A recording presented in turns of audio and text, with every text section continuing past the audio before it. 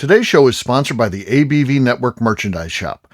Pick up your logo merchandise by heading over to abvnetwork.com, clicking on Shop, and start filling your basket today. We are also sponsored by the Bar to Go. The Bar to Go offers a fully customizable carrying case that allows you to take your favorite distilled spirits or cocktail ingredients with you.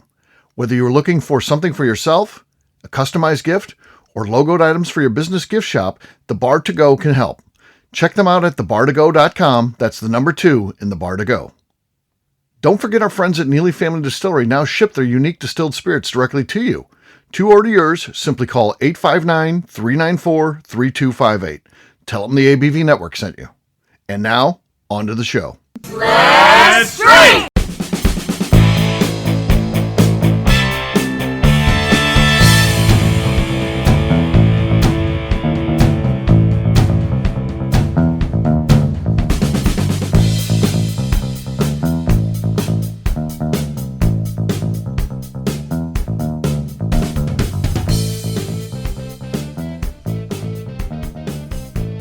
Welcome to the Bourbon Daily, the podcast about everything bourbon.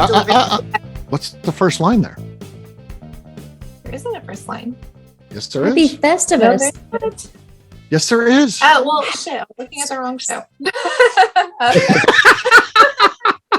So who knows when you were getting ready to introduce there? All right, here we go. I don't know. All right, we'll start over. Edit that out. I know you No, won't. But- this is a mailing it in show. This has to be. All right, take 2. Happy Festivus, and welcome to the Bourbon Daily, the podcast about everything bourbon delivered to you every day of the week. Today on the show, we're going to mail it in for Festivus. My name is McNew. Please join me in welcoming my co-host, Steve Akeley, with our special guests, Lori Mangum, Jim Fosnot, and Danny Kennard. Hey, gang, what's up? Hello. Hey, happy Festivus. It's a Festivus for the rest of us. So, yes. First of 3 days, we're basically taking off. We are still working. These are new shows, but we're just mailing it in. We're not doing any of our bourbon topics. We're not doing bracket challenges or the things we normally do, discussions that get very heavy into bourbon. No, we're just talking about whatever we talk about. It happens the next 3 days: Festivus, Christmas Eve, Christmas Day. And I don't know, sometimes it's fun just to, get to know us on a casual basis. And that's kind of what these shows are all about. So, but McNew had an official question that goes, I don't know if it goes with the show or just in general, but McNew, what do you got? Yeah, so I think one of the best things to come out of last year's still current pandemic was being able to stream new movies at home, right? Because we couldn't go to theaters. Correct. Even when they opened, we didn't want to. So I will pay $20 to watch a movie I want to watch at home because I was going to pay that plus more at a theater for snacks. True. And now a movie I really want to see is in theaters only, and I'm pissed about it. Oh, which one? Were you guys How long? Because a lot of them are coming out in theaters only, but only for a couple of days, and then they're releasing it. I don't think this one is. So I'm real mad because I'm like, I wanted to watch it. I will pay you $25 if you let me sit on my couch and watch this. But no, it's theaters only. And I'm pretty pissed about it. I love that I could stream new movies at home. Yeah, I'm 100% with you. If I never had to go to a theater again, I'd be okay. I have zero desire to go to this theater to see this movie. I don't want to go. I make better popcorn at home. I can pause it, use the restroom, not have to run. I can, drink beer, barbecue, whatever I want in the course of the movie. I would much rather, especially at home theaters now, like they're fantastic. So there's no need for me to go. I don't need that experience to sit with a bunch of strangers. I don't like people that much. Yeah, we have a sound bar. I can pet my dog. I can drink bourbon. I don't want to leave. It's better. I agree. Yes. And this whole thing, I mean, even, I don't know, to me, the theater experience was going downhill anyway. I didn't like when, in old theater, they'd have you packed in there and there was this whole energy of the audience. But now there's no like this energy of the audience anymore because now it's just like 40 seats and they're the big recliners. Everybody's laid back. You'll hear someone snoring during the movies and stuff. I just think they've created the home experience at the theater, and I don't think that's what they needed to do. So I just didn't like how it was going anyway. And then they got waiters and waitresses coming in and asking if you want. I don't want any of that. I just want to watch a movie. Yeah. Do you think the pandemic was the demise of theaters? Like, do you think they're going to go away in the next 10, 15 years because I that was the start of it? Back strong. It's not a great experience. I don't want to go. Yeah, Wait, I don't. I don't think they're going to go totally away, but I do think they're never coming back to what they were. I do think it's going to be. I actually think that the home theater movies and everything else will go just like the iPod, and then to the phones and everything else. So I don't know what you mean by that, Freddie, but I probably agree with you. movies are going to go. It's going to be like an iPod and then a phone. He's not wrong. You can watch it on your phone. I don't think that's what he meant. oh, sorry. Just think if Danny gets picked up by like a national show for commentary, just based on that insightfulness, stuff like that right there. Oh my God. Where else could you get something like that? Yeah. I think Danny was being critical. I'm not sure, really. I don't think Danny's being. I think Freddie. Showed up for the show. Right. Yeah. I'll tell you, it's just totally different. I know my daughter streams a lot of stuff, but only because she streams it under our name and it gets charged us. And then my daughter and my wife have to square up. My wife keeps track of all of this and then bills her for all her streaming. Your daughter movie bill. Oh my Yeah, God. they have to, there's a whole bill that goes back and forth. It gets added up. I see all the stuff coming through because my kid is ordering all these movies and it gets charged to us. And so it's a whole thing. Yeah. But well, there you go. I think movies have changed. I just don't think they make a lot of great movies. I think movies are not good. I like Quentin Tarantino, and I just don't think people make good movies. I think I like him. I like that Sopranos movie. I thought that was, if you're a fan of the show, like I thought that was the best movie I've seen since the last thing Tarantino put out. And just come up with a new story though. Like, quit giving me reboots of everything. Here's Ghostbusters. Yeah, the same Ghostbusters story again. Or here's another Spider-Man. They're starting over again. Well, I don't need another superhero movie. Like, I get they have their whole universe, and if you're into that, cool. But like, I don't want to watch that, and I don't need another rom-com. Like, come up with something original. Yeah, something good. I agree. All right, Bourbon related. Oh, I'm the opposite of all of you guys. I love the movies. Like, I just love movies. Name a good movie you've seen. And again, you like what you like, so I can't say it's wrong. But give me an example of something that you like that's come out. I went by myself in my pajamas, packing snacks in the big purse to see the Marvel Shang-Chi.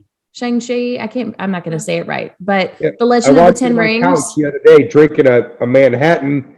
And eating I just don't have a home theater system that can handle a superhero film. Like, I want to feel submerged in the sound, and I don't have that kind of fancy surround sound at home. So I think that maybe if I had a home viewing experience that was as comfortable and captured the sound, I would be where you guys are. But right now, it's like something that I go and do by myself. Like, I don't ask people to go to the movies with me. I don't care what I look like. I pack the snacks and then I go and do the movie thing. And it's like an escape. It's a lot of fun. That could be a whole other small talk. Like, I would never go to a movie by myself. Like, I used to think that was fine. I've done it a couple times. And it's usually because my husband was at work and I'm like, well, I'm not waiting for you. So I went to see Midsummer, and I told him how good Midsummer was. And I think that is a theater movie because we tried to watch it at home, and he's like, why the hell did you like this movie? And I'm like, it was so great. There were so many colors and the sound. Like, that was a theater movie, but there's not a lot that I will say are a theater movie. Yeah. Well, sometimes I also like challenge myself about what the weirdest things that I can smuggle in are. Oh, that's fun. I got like a Papa John's pizza in there one time. No. Oh yeah. No. Oh, yeah, in my parka, like up the shirt. I can see Lori set up in there with all this stuff. Just like fold it out. Hilarious. Take my space. Yeah. All right. Well, guess what, gang? It's time to drink. What is everyone drinking? Let's start with Lori. Lori, what do you got? I'm gonna finish the night the way that I started it, with a little more of this Brothers Bond straight bourbon whiskey. Okay. Not as good that not time. nearly as good. Not nearly as good. I'll go next. I've got Restoration Rye from Castle and Key. Beautiful bottle. Gosh. And the whiskey's good too. So here we go. That's enough to take the lead. That's enough to take the lead. We'll see what happens. Oh, not great, but good enough to take the lead right now. Danny, what do you got? I'm actually going to finish up my bottle of. Yeah. Tumbling dice. Go ahead. You're funny. Okay. Okay. Go ahead. Bottle of. He's taking the glasses off now. Okay. Short Mountain. Short Mountain wheat whiskey. Wheat whiskey. Okay. So before he did this, he just finished a whole Glencairn of whatever the hell he had. I don't know. Yeah. What He just shot back a whole Glencairn. I don't know. 6 ounces. Here's Freddie Mills. Freddie's here. Nothing. Not much of a pop. Nothing. Short Mountain. I never heard of this. Danny buys the craziest stuff. I'll say that. Danny tries. I never try stuff I've heard of. Yeah. All right, Jim, you're next. What do you got? I'll go with some Barrel Seagrass, which a good friend of mine, got me onto, and I really love it. Oh God, yes, that's good stuff. Okay. Ooh.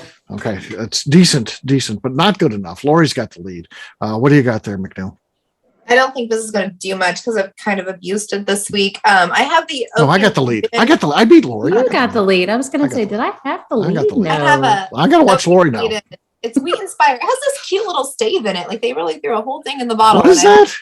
It's Oak and Eden, and they finish things on staves, and they just throw them in the bottle. How cute is that? Oh, I'm just playing with it all. That's a gimmick. It is, but I'm impressed, and I'm easily entertained. So what celebrities involved with that one? Too. Yeah. Jim. Nothing there. I won. Lori almost stole that from me, but I still won. Look, you can play with it like a metronome. You can just go. Oh yeah, that's unbelievable. The technology. Cheers. Cheers, everybody. All right. We'll take a quick break, and then when we come back, our Festivus celebration continues as we talk about whatever we feel like, because we're mailing it in. We'll do that in just a few.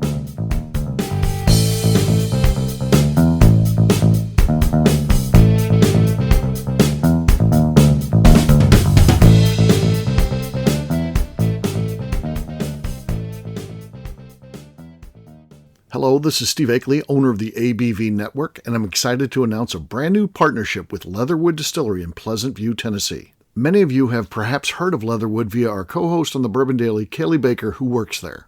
Well, they're now an official sponsor of the network, and we look forward to everyone getting to know a little bit more about them. Company founder Andrew Lang brought his brewing and distilling hobby with him during his years of service as a Green Beret in the United States Army. Whether he was at his home base of Fort Campbell or during tours of duty in places like Italy or Afghanistan, Lang distilled whatever was available to him locally. We are excited about getting to know Andrew Lang and his team better via our programming and are planning a trip down there for the ABV Network crew very soon. In the meantime, check them out at leatherwooddistillery.com, where they will ship bottles directly to you, including their special Remembering 9/11 series, which is raising money for military charities. Seriously, get out there, buy some bottles, help a good cause, and let us know what you think. We're really excited about this partnership. Hello, this is Steve Akeley, owner of the ABV Network, and let's talk for a moment about our sponsors, the people that make this show happen. First up is our friends at Moonshine University. In 2017, I completed my Executive Bourbon Steward certification at their office in Louisville. The information I learned through lead instructor Colin Blake and their team there is something that I continue to draw upon frequently in my role at the ABV Network. It truly is the standard of establishing a benchmark of knowledge of the bourbon industry. From history to production to brands and people, it's all there. Check out their full listing of programs, including Executive Bourbon Steward Certification, production classes if you're considering starting a distillery, and much more at moonshineuniversity.com. I also want to talk about Neely Family Distillery. Back in May of 2018, I met Royce Neely at Limestone Branch's Craft Bourbon Festival. It ended up not only being the start of a great friendship, I started to truly learn about what makes craft whiskey so amazing. You see, I had been a bourbon drinker for over 30 years at that point, and like many people who had been drinking bourbon a long time, I was hard-coded into thinking big bourbon was where it was at and craft was on a journey to get there.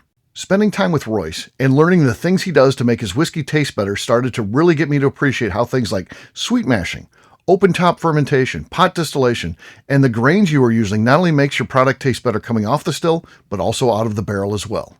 I still love heritage brands and they make up a bulk of my collection. But when you find a craft distiller that is truly dedicated to the craft of distilling, you are drinking some of the best whiskey out there on the market today. That's exactly what's happening at Neely Family Distillery today. Check them out on the web at neelyfamilydistillery.com, or better yet, stop by and see them at their distillery in Sparta, Kentucky. And now, back to the show.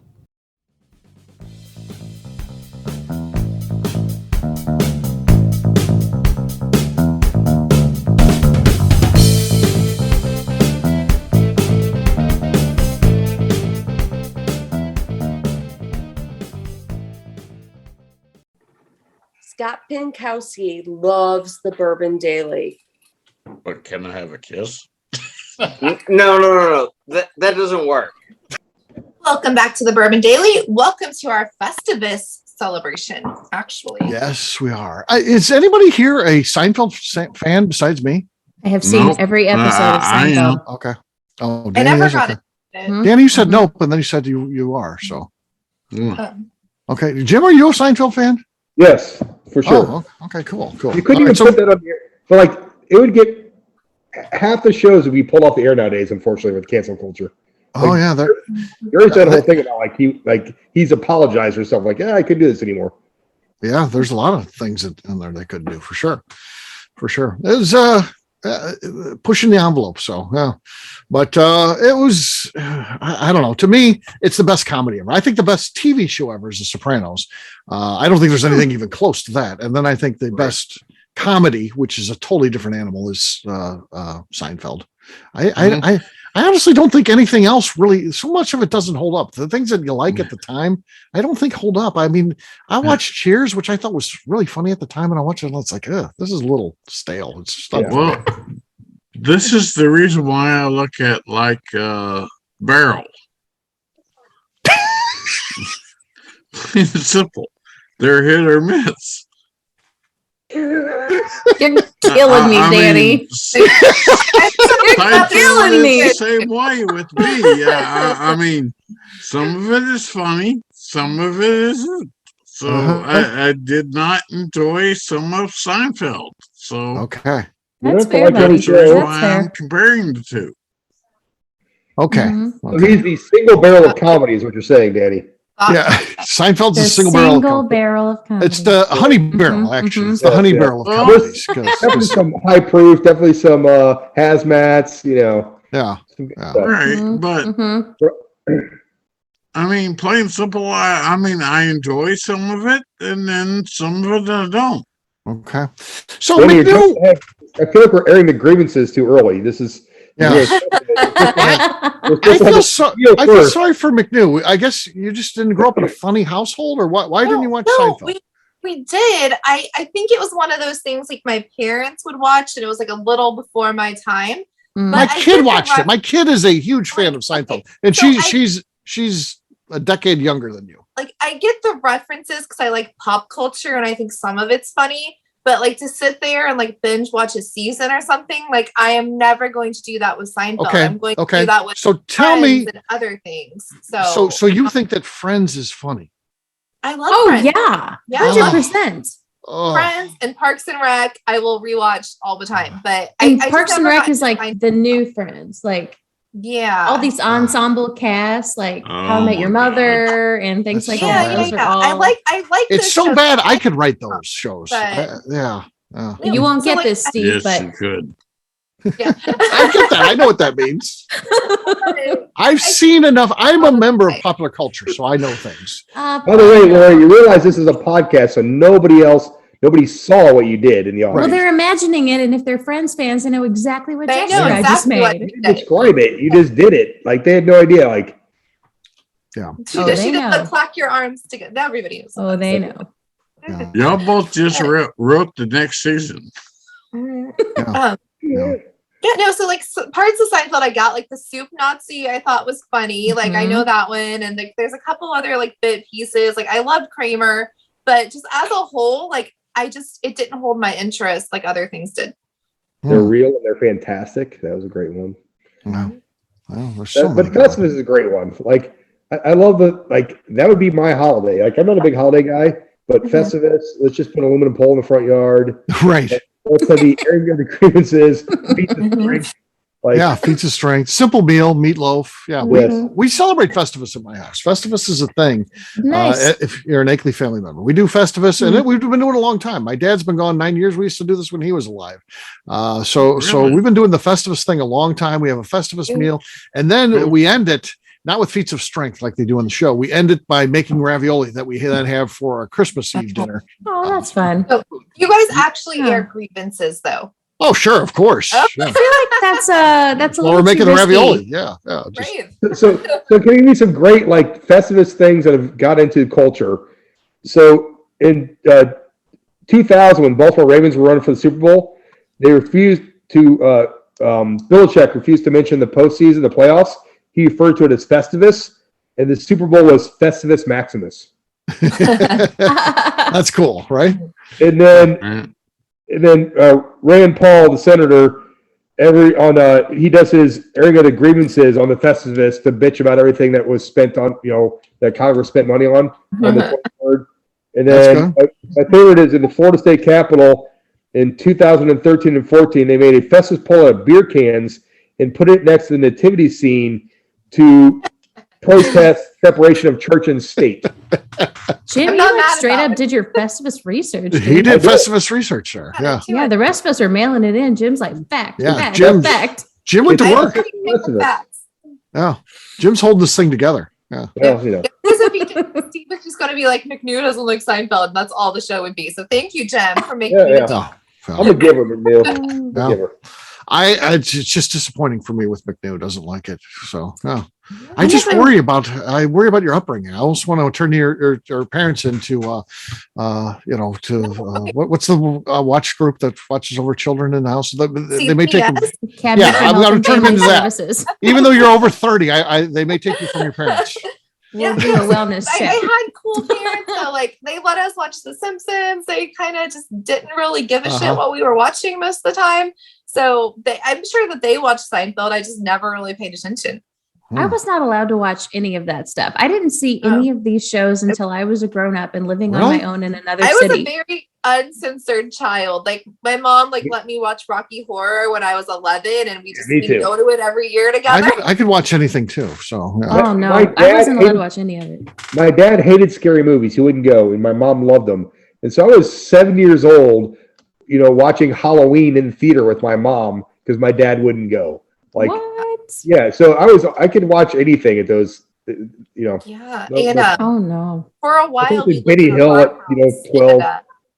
Yeah, my mom worked nights, so my dad was like, "Yeah, you can watch Children of the Corn if you want to." We were 10. If he falls asleep, letting 10-year-olds watch Children of the Corn when we're surrounded by cornfields. My mom was so damn mad in the morning. She usually didn't care what we watched, but she was like, "That was traumatizing to them." She was right. We still haven't rewatched that movie. Well, you are the queen of Halloween now, so I do maybe that subconsciously developed your spookiness. Just grow up with it. You just get weirder, and I got weirder the older I got. I'm just I don't care. I'm just be weird now. It's fine. Yeah, we love you. We accept you. This is a safe When I was a kid, my parents, of course, my sister didn't go on this, but my parents took me to the movie 10. So there was a snow day. The way I remember it, there was a snow day, and my sister said, "I'll just stay at home." And my parents well, let's go see a funny movie. And this looked funny on the commercials. And what plays into this is my parents are cheap. So once they buy the tickets, they're not going to walk out of anything, even though it's wildly inappropriate for someone my age. A lot of nudity, people having sex and stuff like that. It was Bo Derek. Yeah, Bo Derek. I just Googled it. Watch the whole damn movie. So I could not believe it. Stephanie and Lori have no idea what that movie is. Steve, I remember I went to go see some other movie that came out at the same time with a couple of my 13-year-old buddies, and then we snuck into 10. Right. At the Chesterfield, at the time it was a four-screen cinema at Chesterfield Mall.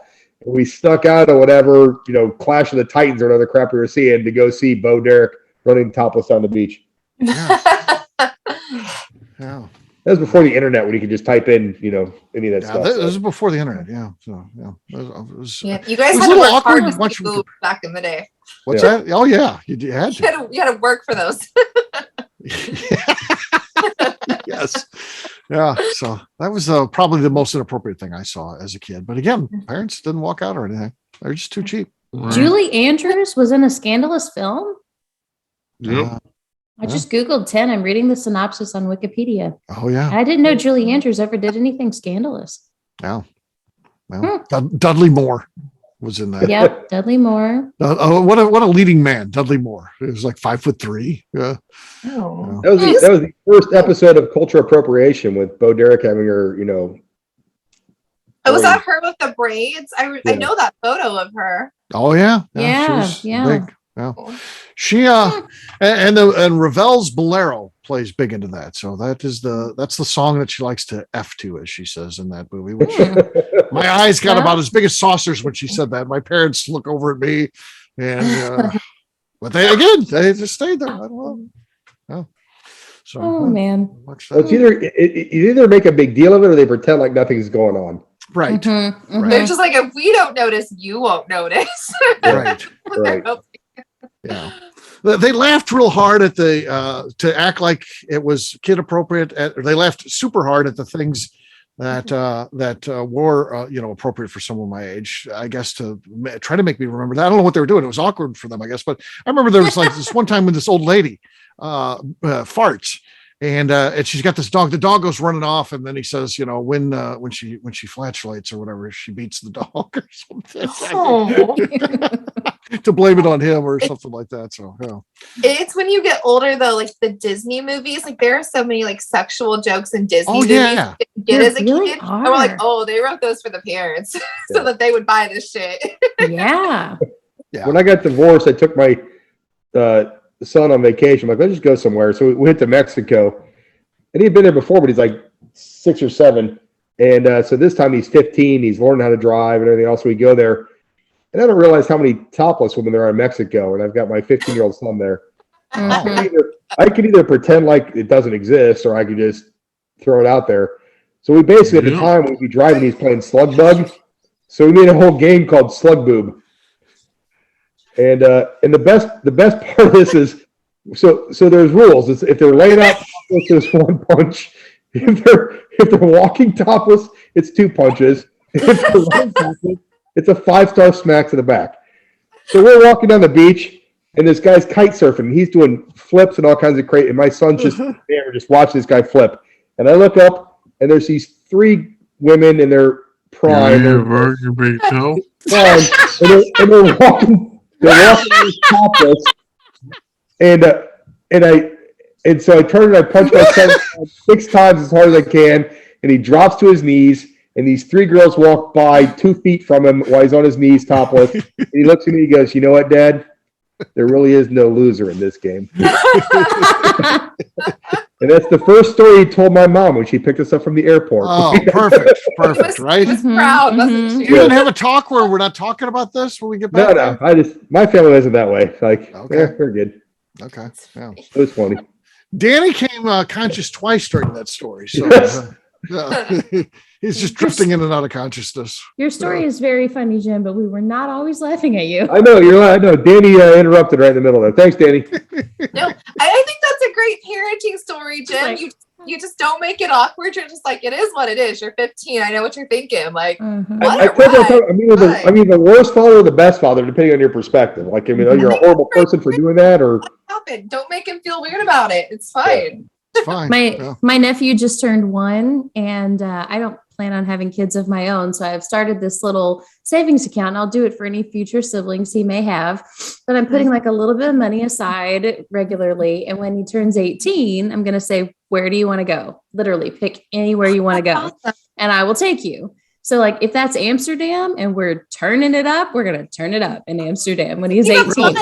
If it's like really chill, then we'll be really chill. But like wherever he wants to go, we're doing it. And it's like, what happens stays there. And I will not tell your dad. Oh, you have to be the cool aunt. Yeah, you're the best aunt ever. That's awesome. Yeah. That was good aunting. So there you go. We've lost a member. Danny's out. No. He's like, no, I'm not. No, his head's down, but yeah. Well, Danny, we'll wrap this one up as we always do by talking about where people can find us. Danny, where can people find you? You can find me at Denny at Facebook. He's the only Danny on Facebook. Yep. Danny on Facebook. Find him, guys. Just search Danny. You'll find him. There you go. Yeah. All right. Lori, how about you? Where can people find you? You guys can find me on Instagram or Facebook at Spirited Curves. Yeah. Danny listens to the show at work with his buddy Zach in the van. So yeah, it'll be he'll enjoy hearing Danny on his best for this. Yeah. On the bright side, Danny's off tomorrow. Yeah, it's true. All right, Jim, how about you? Where can people find you? You can find me on Facebook at Jim Fosnut or on Instagram at FozJim, FAZZJIM. All right, McNew. I am on Instagram at McNew ABV. All right, for me, I'm an easy guy to find. I'm at Steve Akeley on Twitter, Instagram, or Facebook. I've got a website, steveakeley.com. We've also got that company website. That thing's abvnetwork.com. Check it out because everything that we do is out there. All of our previous shows, we've got about 3,000 of them out there. So check us out. So much more, abvnetwork.com. McNew, anything else to say before we get out of here? I'd like to remind the audience to please give us a 5-star review. That includes comments. It helps new people find the show, which is very important to us. And if you like what we're doing, we ask that you please visit our Patreon page at patreon.com/the Network. All right. Great job today, gang. For audience, we'll have a brand new show for you tomorrow. We'll be mailing again once again. Take care, everybody. See ya. Happy Festivus. Later. Bye, guys. Happy Festivus. Cheers. Yeah, happy Festivus.